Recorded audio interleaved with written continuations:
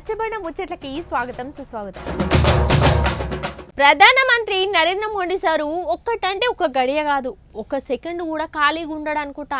ఇక పని చేస్తూనే ఉంటాడు. మొన్న లక్షదీప్ పోయి అక్కడ ఒక ఏక్ నెంబర్ వీడియో చేసి సోషల్ మీడియాకి అయితే ఇచ్చిండు. అటెంకా అయోధ్య రామ మందిరం పనులన్నీ పూర్తి చేసుకుని ఇంకొక 10 రోజులల్లా పూజలు చేసేటందుకు ఓపెనింగ్ కు అన్ని కార్యక్రమాలు సుతా దగ్గరిండి చేపించిండు, మొదలు పెట్టిండు. బాలరాముని ప్రాణ ప్రతిష్ఠ శంకుస్థాపన చేయనికి అన్ని సౌలతులు చేసి పెట్టిండు. ఇక తెలంగాణకు సుతా 2 సార్లు వచ్చిపోనికి ఆల్రెడీ షెడ్యూల్ కూడా సెట్ చేసుకొని పెట్టిండు. ముందస్తు పార్లమెంట్ ఎలక్షన్ల ప్రచారం చేయనికి అయితే ఇప్పుడు కొత్తగా ఇంకొక పని మీద కూడా పోయిండట. గది ఏంటిదంటే, మన ప్రధానమంత్రి నరేంద్ర మోడీ సార్ ఒక్క సెకండ్ కూడా ఖాళీగా ఉండేటట్టు లేడు గానుల్లో.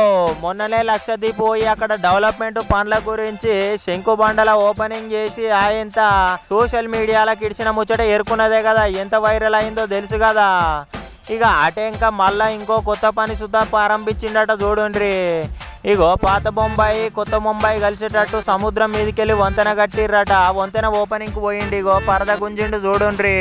అయితే పాత ప్రధానమంత్రి వాజ్పేయి సార్ పేరు మీద అటల్ సేతు అని పేరు పెట్టి ఈ వంతెనను అయితే ఓపెన్ చేసిర్రు అన్నట్టు. కొత్త బ్రిడ్జ్ మీదకెళ్ళి మరి ఇక వాహనాలు ఎట్టెట్లా పోతాయో చూడాలి.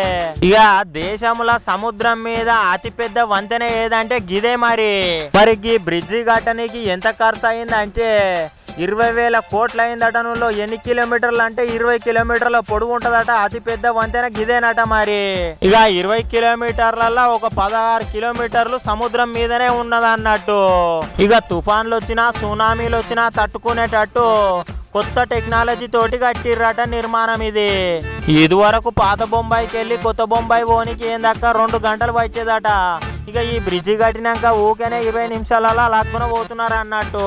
అక్కడ పూణే ఇక్కడ గోవా హైవేలను కలుపుతుందట ఈ వంతెన. మరి ఇక ఏం తక్కువ 6 లైన్లు వేసిరు కాబట్టి ఇక రోజుకైతే 70,000 వాహనాలు తిరుగుతాయని అంచనా వేస్తున్నారట. అయితే ఈ పనులు ఎప్పుడు షురువు చేసిర్రు అంటే 7 ఏళ్ల కింద షురువు చేసిర్రు.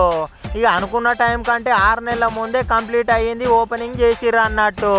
మన హైదరాబాద్ కేబుల్ బ్రిడ్జ్ లెక్కనే చెక్కున మెరుస్తున్నాయి. మరి రైట్లు అయితే నైట్ పూట చూస్తే చూడర్రో పారి కనువిందు చేస్తుంది ఈ బ్రిడ్జి.